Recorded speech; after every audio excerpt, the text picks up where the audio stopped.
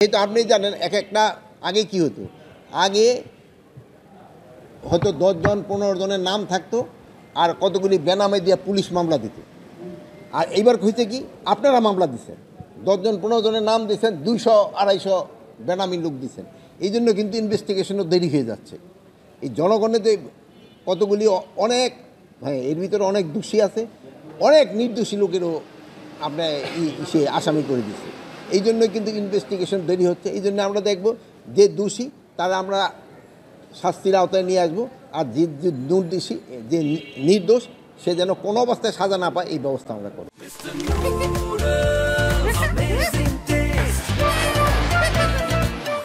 পুলিশের সংস্কারটা একটা কন্টিনিউয়াস হচ্ছে।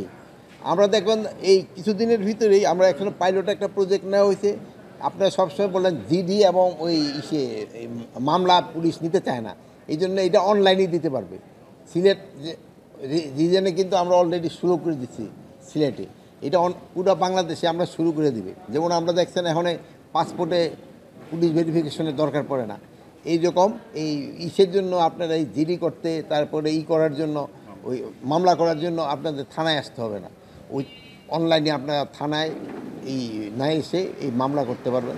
প্লাস আপনার ওই যে আগে আপনার বলেন যে রিমান্ডে নিয়ে যদি জিজ্ঞাসাবাদ করার জন্য আমরা কাচের মতো ঘর করে দেব, যেমন অন্যরাও দেখতে পারবে যে তার সাথে কীরকম কোনো খারাপ আচরণ করা হচ্ছে কিনা, এইসবগুলো করা হচ্ছে। বাণিজ্যটা বন্ধ করার জন্য কিন্তু অনলাইনে করা হচ্ছে। আমাদের ক্ষেত্রে হলো, যদি মামলা বাণিজ্যে যদি কেউ ইসের সাথে দুর্নীতির সাথে জড়িত হয়, তাকে কাউরি ছাড় দেওয়া হবে না। আপনারা জানেন পুরো এই র্যাঙ্কের 84 জনরে কিন্তু আমরা অ্যাটাচ করে রাখছি। প্রায় আমার মনে হয় 30-40 জনের মতো আমরা বাড়িতে পাঠাই দিচ্ছি। আরও এরকম 30-40 জনের বাড়িতে পাঠানোর জন্য আমরা একটু কুণ্ঠিত করব না যদি কোনো রকমের দুর্নীতির সাথে জড়িত হয়। তবে হ্যাঁ, আপনারা একটা সত্যি কথা বলছেন, বাংলাদেশের সবচেয়ে বড় সমস্যা হলো দুর্নীতি, সবচেয়ে বড় সমস্যা দুর্নীতি। এটা আমাকে রন্ধে ঢুকে গেছে। এটা যদি আমরা কোনো অবস্থায় একটা কন্ট্রোলের ভিতরে আনতে পারতাম, তবে কিন্তু দেশ অনেক অনেক আগায় যেত। এই জন্য আমি আপনাদেরও সহযোগিতা চাচ্ছি। আপনারাও এইটা লোকজনদের সচেতন করবে এবং যেন কেউ দুর্নীতি না করে এই জন্য বলবেন।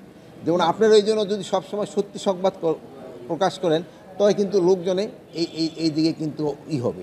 অনেক সময় আছে আপনাদের ভিতরেও যদি আবার কোনো মিথ্যা সংবাদ হয়, তো মিথ্যা সংবাদ হলে এই দুর্নীতিবাদরাও পায়, আর পার্শ্ববর্তী দেশগুলো সুবিধা পেয়ে যায়। ওই একটা খারাপ সংবাদকে তারা বেশ কিনা রিপোর্ট করতে থাকে। রাষ্ট্রপতি বিদেশ যাওয়ার সময় কারণে কয়েকজন পুলিশ কর্মকর্তা, ওইটার ক্ষেত্রে আমি গতকালও এটাও একটা উত্তর দিছি। এটার জন্য একটা ইনভেস্টিগেশন কমিটি হয়েছে, তারা হয়তো রিপোর্টও দিয়ে দিবে, হয়তো চিফ অ্যাডভাইজারের কাছে 3 জন উপদেষ্টারে মিলে। ওখানে যদি তারা দোষী সাব্যস্ত হয় তাদের পানিশমেন্ট হবে, আর যদি তারা নির্দোষ হয় তারা ছাড়া পেয়ে যাবে। এখনও যেহেতু আপনি জানেন এক একটা আগে কি হতো, আগে হয়তো 10 জন 15 জনের নাম থাকতো আর কতগুলি বেনামে দিয়ে পুলিশ মামলা দিত। আর এইবার হয়েছে কি, আপনারা মামলা দিচ্ছেন, 10 জন 15 জনের নাম দিচ্ছেন, 200-250 বেনামি লোক দিচ্ছেন। এই জন্য কিন্তু ইনভেস্টিগেশনও দেরি হয়ে যাচ্ছে। এই জনগণের যে কতগুলি অনেক, হ্যাঁ, এর ভিতরে অনেক দোষী আছে, অনেক নির্দোষী লোকেরও আপনার সে আসামি করে দিচ্ছে। এই জন্য কিন্তু ইনভেস্টিগেশন দেরি হচ্ছে। এই জন্য আমরা দেখব যে দোষী তারা আমরা শাস্তির আওতায় নিয়ে আসবো, আর যে নির্দোষী যে নির্দোষ সে যেন কোনো অবস্থায় সাজা না পায় এই ব্যবস্থা আমরা করব।